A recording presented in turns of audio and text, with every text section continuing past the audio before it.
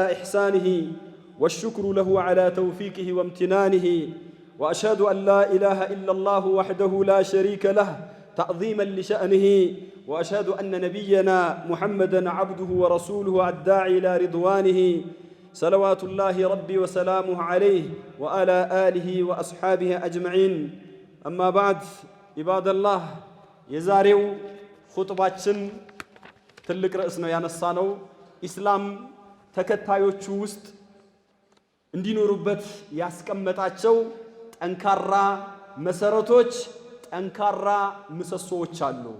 ከነዚህ ምሰሶዎች ከነዚህ መርሆች መካከል የመጀመሪያውና ዋነኛው ትልቁ ከተውሂድ ቀጥሎ አልኡኹወቱል ኢስላሚያ ነው። እስላማዊ ወንድማማችነት በኢስላም ጥላ ስር መተሳሰር ነው።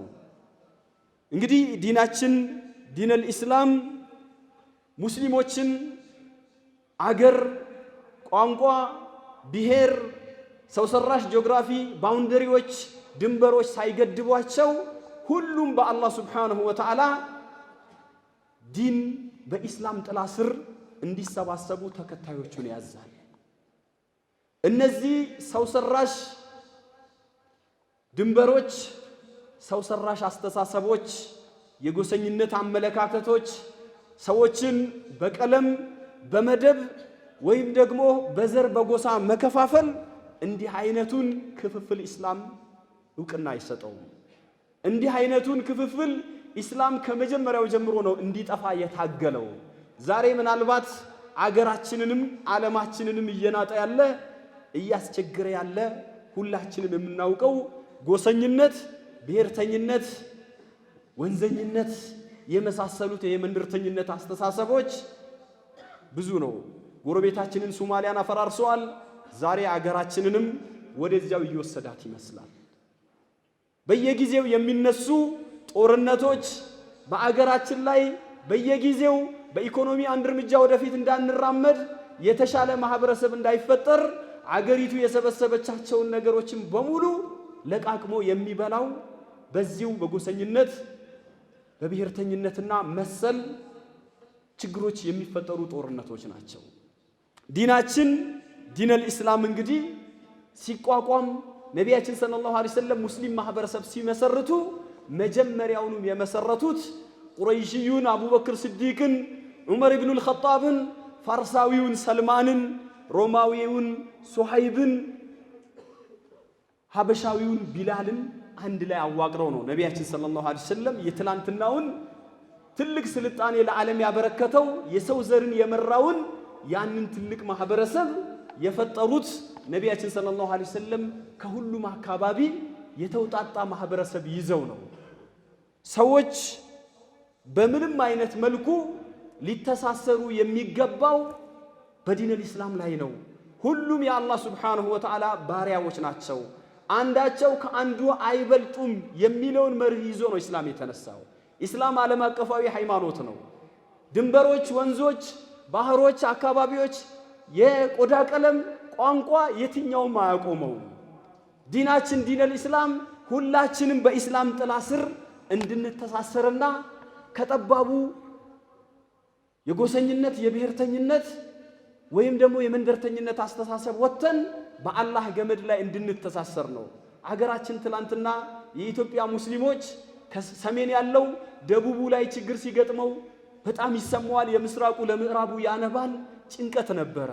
ዛሬ ግን ስንመለከት ሁሉም በየጎሳው በየክልሉ ማሰብ ጀምሯል።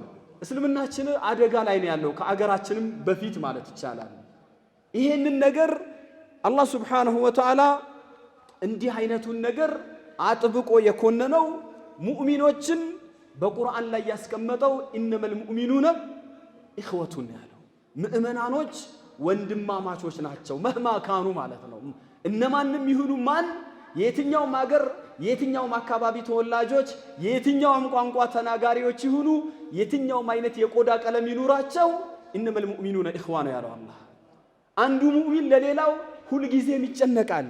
መሰሉል ሙእሚኒነ ፊ ተዋድሂም ወተራሁምሂም ሙእሚኖች ምንም እንኳን ሩቅ እንኳን ቢሆኑ አንዱ ለሌላው ሲያስብና ሲጨነቅ ሲዋደዱና ሲተዛዘኑ አሉ ነብዩ ሰለላሁ ዐለይሂ ወሰለም ሲረዳዱ ከመሰል الجسد الواحد እንደ አንድ አካል ነው ይላሉ ነቢያችን ሰለላሁ ዐለይሂ ወሰለም የሙእሚኖች ምሳሌ إذا اشتكى منه عضو تداعى له سائر الجسد بالسهر والحمى አንድ የሰውነት ክፍል ሲታመም ሌላው በትኩሳትና በእንቅልፍ ማጣት እንደሚተጋገዘው ሙእሚኖችም ሌላው ሲጎዳ የሌላው ጉዳት ያማቸዋል ይሰማቸዋል የኔ ጎሳ አይደለም ከኔ መደብ አይደለም የኔ ቀለም አይነት አይደለም ያለው እንዲህ አይነት ቋንቋ አይሉም ነቢያችን ሰለላሁ ዐለይሂ ወሰለም ሙእሚኖችን المؤمن للمؤمن كالبنيان يشد بعضهم بعضا ምእመናኖች እንደ አንድ ህንጻ ላይ እንደሚደረደሩ ድንጋዮች ናቸው አንዱ ሌላው እንደሚሸከመው አንዱ ሌላውን እንደሚያጠነክረው ነው ብለው እጆቻቸውን ሁለቱን እጆቻቸውን አቆላልፈው ነው በጣቶቻቸው መሐከል ነቢያችን ሰለላሁ ዐለይሂ ወሰለም ያሳዩን ታዲያ የሰዎችን ቀልቦች ሊሰበስብ የሚችል ዲን الاسلام ብቻ ነው በህዝቦች መሐከል ህዝቦችን ማስተሳሰር የሚችለው ዲናችን ነው ዲን የዲን ትስስርን እንግዲህ አላህ فإن تابوا وأقاموا الصلاة وآتوا الزكاة فإخوانكم في الدين ያለው ሙሽሪኮችን አንስቶ ሰላትን ከሰገዱ ተውበት ካደረጉ ሰላት ከሰገዱ ዘካ ከሰጡ የዲን ወንድማማቾች ናቸው የዲን ወንድሞቻችሁ ናቸው ብሎ ነው አላህ ያስቀመጠው እዚህ የዲን ወንድማማችነት እስላማዊ ትስስር ውስጥ ሁሉም የጃሂልያ ጥሪዎች ሁሉም ሰው ሰራሽ ልዩነቶች ሁሉም በጎሳ በብሔር ላይ የተመሰረቱ ጎጠኝነቶች በሙሉ ይሟሟሉ ይከስማሉ ይጠፋሉ ነቢያችን ሰለላሁ ዐለይሂ ወሰለም ያኔ በጥንቱ ዘመን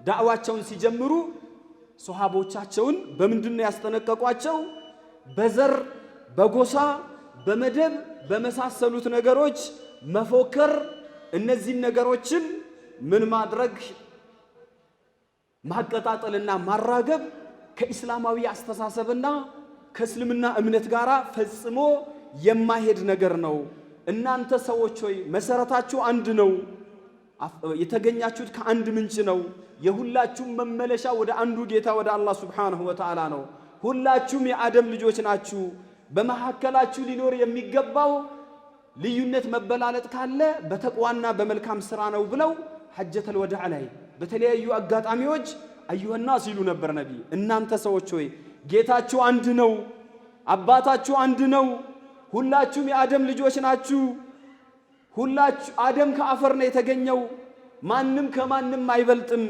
ኢነ አክረመኩም ዒንደላሂ አትቃኩም ይሉ ነበር ነቢያችን ከናንተ መሐከል በላጫችሁ አላህ ዘንድ አላህን የበለጠ የፈራ ነው የገሌ ጎሳ ነው የገሌ ቋንቋ ተናጋሪ ነው አይደለም የምላችሁ ለአረቦች አጀም በሆኑ ህዝቦች ላይ አረብ ባልሆኑ ህዝቦች ላይ ብልጫ የላቸውም በተቅዋ ካልሆነ በስተቀር ቁርአኑ መጀመሪያ ያስቀምጦታል ይሄን የቁርአንን ሐሳብ ነው ነቢያችን ወስደው ምን ያደረጉት አላህ ያ አዩሃ الناس إنا خلقناكم من ذكر وأنثى وجعلناكم شعوبا وقبائل لتعارفوا إن أكرمكم عند الله أتقاكم ያለው አላህ ቁርአን ላይ ሲያስቀምጥ ያ አዩሃ الناس ይላል እናንተ ሰዎች ሆይ እኛ እናንተን ከወንድና ከሴት ፈጠርናችሁ ከአባታችሁ ከአደም ከእናታችሁ ከሐዋ ሁለቱን አዋህደን ከነሱ እንድትገኙ አደረግን ከዛ በኋላ ጎሳዎች ነገዶች ህዝቦች አደረግናችሁ ይሄንን ያደረግነው ለምንድነው ሊተዓረፉ አንተ ከየት ነው የመጣኸው አንተ የሰፈርነ የነማን አካባቢ ሰው ነው እንደመታወቂያ እንድትጠቀሙበት እንጂ አንዱ በሌላው ላይ እንዲኮፈስበት ወይም አንዱ በሌላው ላይ እንዲበልጥበት አይደለም ኢነ አክረመኩም ዒንደላሂ አትቃኩም ነው ከናንተ በላጫችሁ ማን ነው አላህን Subhanahu Wa Ta'ala የፈራ ነው ብሎ ነው ያስቀመጠው እዚህ ቦታ ላይ በእስልምናችን የሰው ልጆች መለኪያ የተደረገው በዱንያም ይሁን በአኺራ ለቀልቦች ለተቅዋ ለስራ እንጂ ለአካላዊ ገጽታ ለተክለ ሰውነት ወይም ለከለር አይደለም ወይም ለጎሳ ወይም ደግሞ ትልቅ ዝና የነበረው ታሪክ ላለው ማህበረሰብ በሚል በድሮ ታሪክ እንድንኮፈስ አይደለም እዚህ ቦታ ላይ አንድ ሰው ምንም ዘሩ የትልቅ ሰው ዘር በጣም ታላላቅ ነገስታት የሚባሉ ወይም ደግሞ ምሁራን የሚባሉ ሰዎች የነሱ አካል እንኳን ቢሆን የነሱ ዝምድና በመልካም ስራው ላይ የሚጨምረው አላህ ዘንድ ባለው ቦታ የሚያደርግለት አንዳችም ነገር እንደሌለ ነቢያችን ሰለላሁ ዐለይሂ ወሰለም በሐዲሳቸው ሲገልጹልን من أبطأ به عمله لم يسرع به نسبه ያሉት ስራው ወደ ኋላ ያስቀረውን ሰው ዘሩ ወደፊት አያፈጥነውም ነው ያሉት። የነገሌ ዘር ነኝ ማለት አይጠቅምም። አንተ የራስን ህልውና የራስን ማንነት እንድትገነባ ነው የሚፈልገው። ዘርን ከወሰድን የነብዩላህ ኑህ አለይሂ ሰላም ልጅን ታስታውሳላችሁ። ያ ቡነየ እርከብ መዓና እያለ ልጄ ሆይ ከኛ ጋር ተሳፈር መርከቡ ላይ ውጣ ሲለው በጭራሽ አሻፈረኝ አለ። በስተመጨረሻ ወሐለ በይነሁም አልመውጅ ነው ማዕበል ጠልፎ ኑህ ከሌሎች ከአማኞች ጋር ሲድን ልጁ ሚስቱ የማዕበል ሲሳይ ነው የሆኑት። ጠፍተዋል። አላህ በኋላ አላህን ቤተሰብህን አድንልሃለሁ ብለህ አልነበረም ወይ? ኢነብኒ ሚን አህሊ አለ። ልጄ የቤተሰቤ አካል ነው ብሎ ሲል አላህ ምን አለው? ኢነሁ ለይሰ ሚን አህሊከ፣ እሱ የቤተሰብህ አካል አይደለም። ኢነሁ ዐመሉን ገይሩ ሷሊህ፣ ይሰራ የነበረው እኩይ ድርጊት ነው፣ በኩፍር ላይ የነበረ ነው። ውስጡን አንተ አታውቅም ዝም በላላቸው ለነብዩላህ ኑህ። እንዲህ አይነት ጥያቄ እንዳትጠይቀኝ ብሎ እሳቸውም ተውባ ያደረጉበት ነው። አቡ ጀህልን አቡ ለሃብን ብንወስድ ቁረይሽይ ናቸው፣ ከበኒ መኽዙም ከበኒ ሐሺም የሆኑት። ግን ምንድነው የሆነው ስንመለከት ነቢይን ሰለላሁ ዐለይሂ ወሰለም የሚቃወም የነበረው አጎታቸው አቡ ለሃብ በስተመጨረሻ ተበት የዳ አቢ ለሃብ ወተብ በሱ ነው የወረደው። እነ አቡ ጀህል ዘራቸው ምንም አልጠቀማቸውም። ነገር ግን በተቃራኒው ኢስላምን የደገፉ ለኢስላም የቆሙ የኢስላምን ባንዲራ ያነሱት እነ ሰልማን አልፋሪሲ እነ ቢላል አልሐበሺ እነ ሱሐይብ ሩሚ እንግዲህ የጎላ ታዋቂ የሆነ ዘር ዘመድ ጎሳ የላቸውም ነበር። ያም ከመሆኑ ጋራ በኢስላም ግን የነበራቸውን ቦታ ተመልከቱ። ነቢያችን ሰለላሁ ዐለይሂ ወሰለም ቢላል ምን ብትሰራ ነው ያንተን ድምጽህን የጫማህን ኮቴ ጀነት ላይ ሰማሁ ያሉት ነቢያችን ሰለላሁ ዐለይሂ ወሰለም። ቢላል አብዱን ሐበሺ ጥቁር ነው፣ እዚህ ግባ የማይባል በግዞት ውስጥ የነበረ ነው። አቡበክር ስዲቅ ናቸው ነፃ ያወጡት።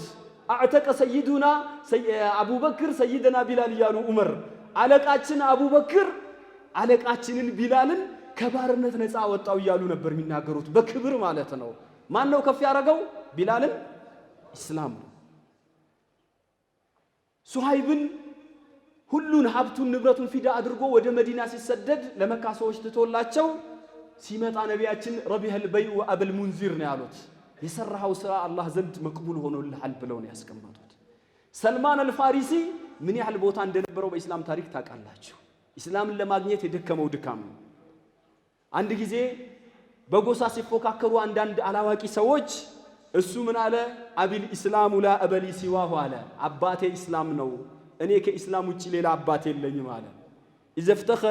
ኢዘፍተኸሩ ቢቀይሲን አው ተሚሚን፣ እኔ ቀይስይ ነኝ እኔ ተሚሚይ ነኝ ብሎ አረቦች ቢፎካከሩ እኔ ግን ራሴን የማስጠጋው ወደ ኢስላም ነው ብሎ ነው ያስቀመጠው። አላ ኩሊ ሃል ነቢያችን ሰለላሁ ዐለይሂ ወሰለም በዘር በጎሳ ከመፎካከር እንደዚሁም አንዱ ሌላውን በዘር ከመንቆርና ከመተቸት ማለት ነው ከእንዲህ አይነት ነገር እንድንጠበቅ ራሳችንን እንድንቆጥብ አጥብቀው ነቢያችን ሰለላሁ ዐለይሂ ወሰለም አደራ ብለውናል። ብዙ ሰዎች ሌሎችን ሰዎች በዘረኝነት በጎሰኝነት ይፈርጃሉ። ራሳቸውን ደግሞ ንጹህ ቅዱስ አድርጎ ለማቅረብ ይሞክራሉ። ዛሬ አገራችን ላይ በዚህ በሽታ ያልተበከለ ጎሳ የለም። በእርግጠኝነት ሁሉም አንዱ ሌላውን ይተቻል። ራሱን የሰው ልጅ ውሃ ልክ አድርጎ አንዱ ራሱን ያቀርባል። እኔ ነኝ የሹመት የታጨሁት እንደገለ አይችሉም የሚል ብዙ አይነት በሽታ በሁሉም ውስጥ አለ። ነቢያችን ሰለላሁ ዐለይሂ ወሰለም አራት ነገሮች ኡመቴ ውስጥ አሉ፣ በቀላሉ አይተዋቸውም። አልፈኽሩ ፊል አሕሳብ አሉ። አንዱ በዘር መኮፈስ ነው አሉ ነቢያችን፣ በአያት በአባቶች ታሪክ በነሱ ዝና። ሁለተኛው ወጣዕኑ ፊል አንሳብ፣ ሰዎችን በዘራቸው አማካይነት ዝቅ አድርጎ መመልከት መተቸት አሉ። ሶስተኛው ወልስቲስቃኡ ቢንጁም ይላሉ። ይሄ ኮከብ ሲወጣ ዝናብ ዘነበልን ወዘተረፈ የሚሉት የጃሂሊያ አስተሳሰብ ነበር። ይሄ ሌላ ጊዜ የምናየው ይሆናል። ወኒ አሃቱ በሟች ላይ ሙሾ ማውረድ፣ እነዚህ የጃሂሊያ ተግባሮች ሙስሊሞች በቀላሉ የማይላቀቁት ብለዋል። በሌላ ቦታ በሰዎች ውስጥ ሁለት ነገሮች አሉ በእነሱ ሳቢያ ሰዎች ኩፍር ላይ እንደሚወድቁ አንስተው፣ አንደኛው ሰዎችን በዘር መተቸት፣ ሁለተኛው በሟቾች ላይ ልቅሶ ማብዛት እንደዚህ ሙሾ ማውረድ ነው ብለዋል። ይሄ እንግዲህ ለዘር ለጎሳ ወግኖ ወደዚያ መጣራትን ነቢያችን ሰለላሁ ዐለይሂ ወሰለም የጃሂሊያ ጥሪ ብለው ነው ያስቀመጡት። ፊቱን የሚጠፈጥፍ በለቅሶ ሰዓት አሉ ልብሱን የሚቀድና የጃሂሊያን ጥሪ የሚያስተጋባ ሰው ከኛ አይደለም አሉ።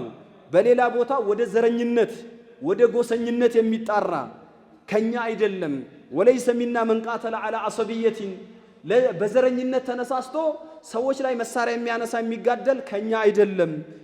ወለይሰ ሚና መማተ على عصبية በዘረኝነት ላይ ሲዋጋ የሞተ ሰው ከኛ አይደለም ብሎ ነው ያስቀመጡት። የአቡ ዳውድ ሪዋያ የሚያሳየው አንድ ቦታ ላይ ምን አሉ ነብዩ ሰለላሁ ዐለይሂ ወሰለም በጃሂልያ እሚያ ይላሉ። ራየትን እሚያ ምንነቱ በማይታወቅ ባንዲራ ስር ተሰልፎ ህይወቱን ያጣ ሰው ከኛ አይደለም ያሉት። የዱ ዓሰብየትን ወደ ጎሰኝነት እየተጣራ በጭፍን የኔ ጎሳ የኔ ዘር ይበልጣል ብሎ እየተዋጋ የሞተ ሰው ያን እየረዳ ፈቂትለቱ ጃሂልየቱን አሉ። የዚህ ሰው አሟሟቱ የሞተበት መንገድ የጃሂልያ ነው፣ እስልምና አይደለም ነው ያሉት። ይሄ እንግዲህ በጣም የሚያሳስብ ጉዳይ ነው። ሁላችንም ሊያሳስበን ልንጨነቅበት የሚገባ እኛ የት ነው ያለ ነው። ዛሬ አገራችን ላይ በሚካሄደው በሌላው ቦታ ላይ ምን ጨምረው ቤንዚን ምን ያህል ነው ብለን ራሳችንን ቆም ብለን አስታራቂ ሆነን እኛ ሙስሊሞች ለሌሎች አስተማሪ ተምሳሌት ሞዴል ነው መሆን ያለብን እንጂ እኛ ቤንዚን ጨማሪዎች ሆነን ነገሮችን ማቀጣጠል የለብንም። ተው ሰዎች ከሁሉ በላይ ሁላችንም ሰዎች ነን፣ የአደም ልጆች ነን። ሰውነታችን ይቀድማል ከጎሳም ከብሔሩም ከምኑም በላይ ብለን ይህንን ነገር ወደ ሰዎች በሰውነታቸው እንዲያስቡ ከጎሰኝነት ከብሔርተኝነት በቀለም በመደብ ከመከፋፈል ወደ መስመር እንዲመጡ ማድረግ የኛ ፈንታ ነው። ነቢያችን ሰለላሁ ዐለይሂ ወሰለም በአንድ ወቅት ላይ አንሷሮችና ሙሃጅሮች ቡድን ከፍለው የሙሃጅሮች ውሃ ቀጂና የአንሷሮች ውሃ ቀጂ ተጣልቶ የሙሃጅሮች ውሃ ቀጂ አንደኛውን አንሷሪውን ሲመታው በርግጫ በመናምን ሲለው ከዛ በኋላ የአንሷር ያለህ ብሎ ሲጣራ ሙሃጅሩም የሙሃጅር ያለህ ብሎ እሪ አለ። ከዛ በኋላ አንሷሮችና ሙሃጅሮች መጥተው ሊጣሉ ሲሉ ነቢያችን ደርሰው ምንድነው ያሏቸው? ያውም በዲን የተከፋፈሉ ናቸው። አቢ ዳዕወቲል ጃሂልየቲ ወአነ በይነ አዙሪኩም አሉ። የጃሂልያ ጥሪ ነው ወይ የምትጠራሩት? ሙስሊሞችን ለሁለት አቧድናችሁ ደም ልታፋስሱ ነው ወይ? ደዑሃ ፈኢና ሂየል ሙንቲና፣ ይሄ የገማ የቆሸሸ ነገር ነው፣ ራቁት ሽሹት ብለው ነው ነቢያችን ያስቀመጡት። በእንደዚህ አይነት መልኩ ነው። እዚህ ላይ በጎሳ የኔ ጎሳ ይበልጣል እኔ ትልቅ ነኝ የሚለው ማናችንንም ሊያድነን አይችልም። በጣም ጥንቃቄ የሚያስፈልገው ነገር ነው። ይሄ በእስልምናችን በተዋዱዕ ነው የታዘዝነው። አንድ ሙስሊም ለሌላው ዝቅ እንዲል ነው ነብዩ ሰለላሁ ዐለይሂ ወሰለም ብሎኛል። አንዳችሁ ለአንዳችሁ ትሁት ይሁን፣ አንዳችሁ ለሌላው ዝቅ ይበል፣ የገሌ ጎሳ ነው የገሌ ወገን ነው ሳይል ሙእሚን በመሆኑ ብቻ ተከባበሩ ብለው ነው ያስቀመጡት። አንዳችሁ በሌላው ላይ ድንበር አይለፍ፣ አንዳችሁ በሌላው ላይ እንዳይጎርር ብለው ነው ነቢያችን ሰለላሁ ዐለይሂ ወሰለም ያስቀመጡትና እዚህ ቦታ ላይ በዘር በጎሳ መኮፈስ የሚባለውን ነገር በጣም አደገኛ ነገር ስለሆነ ነቢያችን ሰለላሁ ዐለይሂ ወሰለም ዲንን የሚጎዳ የጃሂልያ ተግባር መሆኑን የቢላልና የአቡዘር ቂሳ ላይ ሁላችሁም ታስታውሳላችሁ። አቡዘር ምን አለ? ነጭ ነው፣ አረብ ነው፣ ጊፋሪ ነው። ቢላልን በሆነ ነገር ሳይግባቡ ሲቀሩ ጮኸበትና የብነ ሰውዳ አለ፣ አንተ የዛች የባሪያ ልጅ የጥቁሯ ልጅ ብሎ ሲለው ጊዜ ቢላል ለነቢ ነው የምናገረው ብሎ ለነቢ ሲነግራቸው ነቢ ፊታቸው መልካቸው ልውጥውጥ ብሎ አቡዘር ሲመጣ ሰላምታ እንኳን የመለሱልኝ አይመስልም አለ። አየርተው ቢኡሚሂ በእናቱ አነወርከው፣ አንተ ጃሂልያ ውስጥ ላይ ያለብህ ሰው ነህ፣ ገና በደንብ ኢስላም ጠልቆ አልገባህም ብለው ነው አቡዘርን በእንዲህ አይነት መልኩ ነው ነቢያችን ሰለላሁ ዐለይሂ ወሰለም የወቀሱት። ኢስላም እንግዲህ ተመልከቱ፣ ዛሬ ምዕራባውያኖች ስለ ዲሞክራሲ ስለ ሰው ልጅ እኩልነት ያወራሉ። እነሱ ጋር እንደዚህ አይነቱ ነገር ገና አሁንም ቢሆን አውሮፓና አሜሪካንን ጭምር እየናጣቸው ያለው ብሔርተኝነቱ፣ ጎሰኝነት፣ የከለር ልዩነትን እናውቃለን። ኢስላም ግን ትላንትና ነው ይሄንን ሁሉ እያስወገደው የመጣው። ሙስሊም የሙስሊም ወንድሙ ነው፣ አይበድለው አይናቀው ነው ያሉት። ምናልባት እያስረዘምኩባችሁ ሊሆን ይችላል። ነገር ግን ወሳኝ ስለሆነና ህይወታችንን የሚቀይር ስለሆነ 10 ደቂቃም ቢሆን ቆም ብለን ብናደምጠው ከሁሉ ይበልጥልናል። እዚህ ቦታ ላይ ነቢያችን ሰለላሁ ዐለይሂ ወሰለም ይህን ጉዳይ በጣም ከማምረራቸው የተነሳ ሲናገሩ ሰዎች ይከልከሉ አሉ። ይህን ሐዲስ ልብ ብላችሁ አዳምጡ። ለየንተሂየና አቅዋሙን የፍኸሩነ ቢአባኢህም፣ እኔ የነገሌ ዘር ነኝ የነንትና ነኝ የነገሌ ወገን ነኝ የሚሉ ሰዎች ከዚህ ጉራቸው ከዚህ አካሄዳቸው ይከልከሉ። የሞቱ አባቶች አያቶቻቸውን እያነሱ የነንትና ዘር የሚሉ ሰዎች ተው፣ ኢነማ ሁም ፈሕሙ ጀሃነም አሉ። እነዚህ ሰዎች የጀሃነም ማገዶ የጀሃነም ከሰል ናቸው፣ ተው አሉ። አው ለየኩኑነ በዘር የሚኮፈሱ ሰዎች ምን ይሆናሉ? አህወኑ ዐለላሂ ሚነል ጅዕላን አሉ። ጅዕላን ማለት አራንከባል የሚባል እንደ ጥንዚዛ ያለ ቆሻሻ ፍጡር አለ።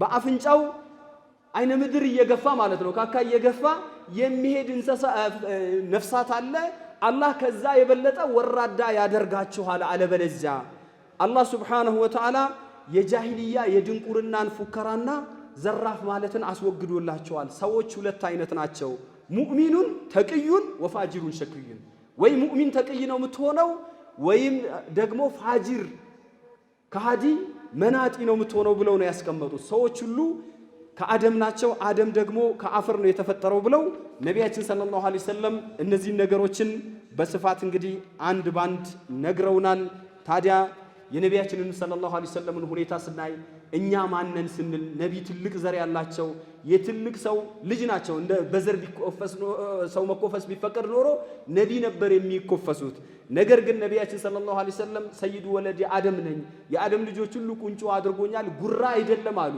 ከዛው ጋራ ግን ነቢያችን ምርጥ ከመሆናቸውም ጋራ አላህ አብልጧቸው ነገር ግን ነቢያችን ሰለላሁ ዐለይሂ ወሰለም ሰዎችን የሚንቁ እኔ ትልቅ ነኝ ብለው የሚቆፈሱ አልነበሩም በጣም ሙተዋዲዕ ነበሩ ለትህትና ለተናናሽነት ነቢያችን ትልቅ ተምሳሌት ነበሩ ነቢያችን ሰለላሁ ዐለይሂ ወሰለም ከኻዲሞቻቸው ጋራ ባሪያዎች የተለያየ ቋንቋ ተናጋሪዎች ቢሆኑ ከለራቸው ሌላ ቢሆን አብረው ይበሉ ነበር ከሚስኪኖች ጋር ይቀመጡ ነበር ነቢያችን ባሎቻቸው ከሞቱባቸው ሴቶች ጋር ሐጃቸውን ለመፈጸም ይሄዱ ነበር ልብሳቸውን ይሰፉ ነበር ነቢያችን ፍየሎችን ግመሎችን ያልቡ ነበር ጀናዛ የሁሉንም ጀናዛ የሀብታም የደሃ ሳይሉ የአረብ ነው የአጀም ነው የሐበሻ ነው የፋርሲ ነው ሳይሉ ነብዩ ይካፈሉ ነበር አህያ ላይ ይጓዙ ነበር በሰሌን ላይ ይተኙ ነበር አንድ ሰው መጣና በዚሁ እንጨርሰዋለን አንድ ግለሰብ ነቢያችን ሰለላሁ ዐለይሂ ወሰለም ጋር መጣና እንግዳ ሰው ነው ሲመጣ ተንቀጠቀጠ ብርክ ያዘው በኋላ ነቢያችን ሰለላሁ ዐለይሂ ወሰለም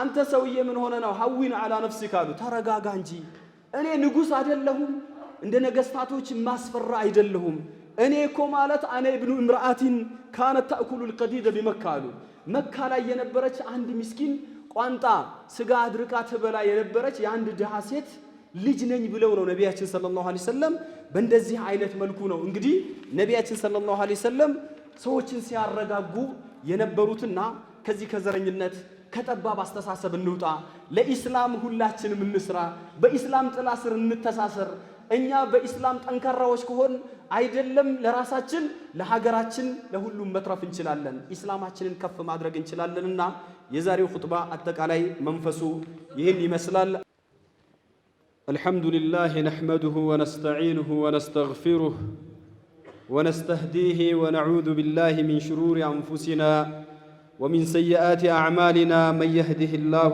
فلا مضل له ومن يضلل فلا هادي له وأشهد أن لا إله إلا الله وحده لا شريك له وأشهد أن نبينا محمدًا عبد الله ورسوله أما بعد فأوصيكم عباد الله ونفسي بتقوى الله فتقواه سبحانه بها ترفع الدرجات وتغفر السيئات وبها يتمايز الخلق عند فاطر السماوات إن أكرمكم عند الله أتقاكم عباد الله إن من المبادئ العظيمة التي أرصى داعمها ديننا الحنيف مبدأ الأخوة الإسلامية إنها الصلة الحقيقية التي تربط بين أبناء الإسلام على تناء الأوطان وتباعد الديار واختلاف الألسون والألوان إن رابطة الدين والعقيدة رابطة تضمحل في ظلالها كل روابط العنصريات والقبليات الممقوتة إنها رابطة لا تنفسم عراها ولا تتقطع حبالها بأي حال من الأحوال بل هي تتجاوز كل الحدود الجغرافية البشرية وجميع الروابط القبلية كما قال تعالى إنما المؤمنون إخوة أيا كانوا وقال صلى الله عليه وسلم مثل المؤمنين في توادهم وتراحمهم وتعاطفهم كمثل الجسد الواحد إذا اشتكى منه عضو تداعى له سائر الجسد بالسهر والحمى أخرجه مسلم وقال صلى الله عليه وسلم أيضا المؤمن للمؤمن كالبنيان يشد بعضه بعضا وشبك صلى الله عليه وسلم بين أصابعه متفق عليه.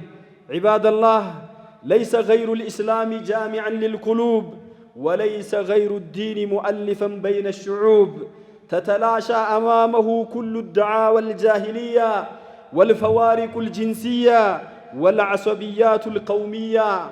يأتي نبيكم محمد صلى الله عليه وسلم منذ زمن بعيد ليعلن للناس جميعا ضلال الافتخار بالأنساب والأحساب والتفاخرات القبلية، ليعلن للناس جميعا أن أصلهم واحد وخلقتهم واحدة ومردهم واحد، والتمايز والتفاضل على أساس العمل والتقوى. وقال صلى الله عليه وسلم: أيها الناس، إن ربكم واحد وإن أباكم واحد، كلكم لآدم وآدم من تراب، إن أكرمكم عند الله أتقاكم، ليس لعربي فضل على أعجمي إلا بالتقوى. رواه أحمد وهو صحيح. عباد الله، إن النذير والمقياس يوم القيامة للقلوب والأعمال، لا للصور والأجسام ولا للأحساب والأنساب. إن النسب يا عباد الله لا يزيد في عمل الإنسان ولا ينقص. يصدق ذلك قول النبي صلى الله عليه وسلم: من بطأ به عمله لم يسرع به نسبه. رواه مسلم. إن النسب لم يقدم شيئا لابن نبي الله نوح عليه السلام إذ فارق أباه في العقيدة، فقال الله: إنه ليس من أهلك إنه عمل غير صالح. إن النسب الرفيع لم يقدم شيئا لأبي جهل ولا لأبي لهب. وقال تعالى: تبت يدا أبي لهب وتب، ما أغنى عنه ماله وما كسب، سيصلى نارا ذات لهب، وامرأته حمالة الحطب، في جيدها حبل من مسد. بينما نصرة الدين والإسلام ورفع لوائه هي التي رفعت سلمان الفارسي وبلالا الحبشية وصحيبا الرومية، فهم لا يملكون نسبا ذائعا ولا صيتا قبليا. إذ سمع نبينا صلى الله عليه وسلم خشخشة بلال في الجنة. رواه مسلم. وقال لصحيب: ربح البيع أبا المنذر. ويأتي سلمان رضي الله عنهم لما تفاخروا بالقبيلة ليعلن مقولته المشهورة: أبي الإسلام لا أب لي سواه، إذا افتخروا بكيس أو تميم. عباد الله، لقد حذر نبينا من المفاخرة بالأحساب والطعن في الأنساب، وجعلها من أمور الجاهلية. ولذا يقول: 4 من أمتي من أمر الجاهلية: الفخر في الأحساب، والطعن في الأنساب، والاستسقاء بالنجوم والنياحة. أخرجه مسلم. وقال صلى الله عليه وسلم أيضا: 2 في الناس هما بهم كفر، الطعن في الأنساب والنياحة على الميت. رواه مسلم. عباد الله، إن العصبية القبلية والحمية الجاهلية والدعوة إليها مقتها رسولنا صلى الله عليه وسلم، وعدها من دعاوى الجاهلية، وقال: ليس منا من لطم الخدود وشق الجيوب ودعا بدعوى الجاهلية. خرجه البخاري. ويقول صلى الله عليه وسلم: ليس منا من دعا إلى عصبية، وليس منا من قاتل على عصبية، وليس منا من مات على عصبية. أخرجه أبو داود، وإن كان في سنده مقال. وقال صلى الله عليه وسلم: من قتل تحت راية عمية يدعو عصبية أو ينصر عصبية فقتلته جاهلية. رواه مسلم. وفي رواية النسائي: من قاتل تحت راية عمية يقاتل عصبية ويغضب لعصبية فقتلته جاهلية.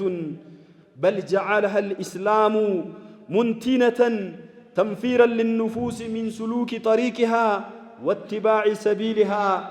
إذ ضرب رجل من المهاجرين رجلا من الأنصار فقال الأنصاري يا للأنصار وقال المهاجري يا للمهاجرين فقال ما بال دعوى الجاهلية فقالوا يا رسول الله رجل من المهاجرين ضرب رجلا من الأنصار فقال دعوها فإنها منتنا رواه البخاري. عباد الله، إن المفاخرة بالقبيلة واستنقاص الناس به يتنافى مع التواضع، إذ يقول صلى الله عليه وسلم إن الله أوحى إلي أن توادعوا حتى لا يبغي أحد على أحد ولا يفخر أحد على أحد، أخرجه أبو داود. عباد الله، إن الافتخار بالآباء والاعتزاز بالانتماء القبلي والطعن في أنساب الناس وأصولهم واحتقارهم لأجل هذا أمر منكر يدل على ضعف الإيمان وخور العقل، إنه مرض فتاك يشعل العداوات ويفرق الجماعات، يولد الكبر المذموم والزهو الممقوت. الكبر بطر الحق وغمط الناس. وقصة أبي ذر مع بلال رضي الله عنهما ليست عنا ببعيدة. إن استنقاص الناس والتقليل من شأنهم والحط من قدرهم على أساس العنصريات القبلية والانتماءات المكانية أمر يتنافى مع تعاليم الإسلام ويفرق الأخوة الإسلامية ويزرع الأحقاد. المسلم أخو المسلم لا يظلمه ولا يحقره، رواه البخاري ومسلم. لقد شدد النبي صلى الله عليه وسلم في محاربة هذا الداع بقوله لينتهين أقوام يفخرون بآبائهم الذين ماتوا إنما هم فحم جهنم أو ليكونن أهون على الله من الجعلان الذي يدهده الخرأة بأنفه إن الله قد أذهب عنكم عبية الجاهلية أي كبرها إنما هو مؤمن تقي وفاجر شقي.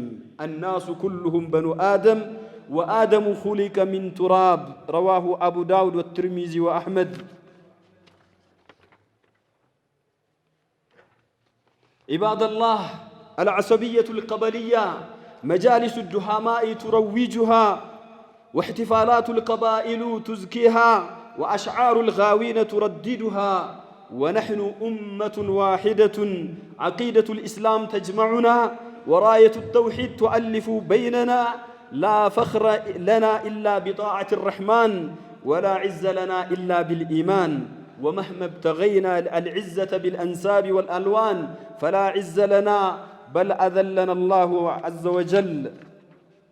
عباد الله، وإن الناظر في حال نبينا محمد صلى الله عليه وسلم وما كان عليه من التواضع الجم، وهو من هو صاحب الحوض المورود واللواء المعقود، صاحب النسب الطاهر والحسب الرفيع، ولذا يقول أنا سيد ولد آدم ولا فخر، وهو صلى الله عليه وسلم خيار من خيار، ومع ذلك لم يحمله شرف نسبه ورفعة أصله على الكبر وازدراء الناس واحتقارهم، بل ضرب به المثل في التواضع، يأكل مع الخادم ويجالس المسكين ويمشي مع الأرملة ويركع ثوبه ويحليب شاته ويشهد الجنازة ويركب الحمار وينام على الحصير، ويقول أنا ابن امرأة كانت تأكل القديد بمكة، رواه ابن ماجه وهو صحيح. فاتقوا الله عباد الله واربؤوا بأنفسكم عن النعارات الجاهلية والافتخار بالقبلية والعصبية، فإن الفخر الحقيقي والنسب الحقيقي في الإسلام عليه نحيا وعليه نموت. بارك الله لي ولكم في القرآن العظيم ونفعني وإياكم بهدي سيد المرسلين. أقول ما تسمعون وأستغفر الله لي ولكم ولسائر المسلمين فاستغفروه إنه هو الغفور الرحيم. ألا وصلوا وسلموا على البشير النذير والسراج المنير كما أمركم ربكم في كتابه المبين، حيث يقول إن الله وملائكته يصلون على النبي يا أيها الذين آمنوا صلوا عليه وسلموا تسليما. اللهم صل على محمد وعلى آل محمد كما صليت على إبراهيم وعلى آل إبراهيم إنك حميد مجيد. وارض اللهم عن الخلفاء الأربعة أبي بكر وعمر وعثمان وعلي ذوي العدل والوفاء وعن بقية الصحابة أجمعين وأنا معهم بمنك وكرمك يا أكرم الأكرمين. اللهم اغفر للمؤمنين والمؤمنات الأحياء منهم والأموات إنك قريب مجيب الدعوات. اللهم انصر الإسلام والمسلمين واحمي حوزة الدين وشتت الملحدين والكفار والمنافقين واجمع كلمة المسلمين على الحق يا رب العالمين. ربنا آتنا في الدنيا حسنة وفي الآخرة حسنة وقنا عذاب النار. عباد الله إن الله يأمر بالعدل والإحسان وإيتاء ذي القربى وينهى عن الفحشاء والمنكر والبغي يعظكم لعلكم تذكرون. فاذكروا الله يذكركم واشكروه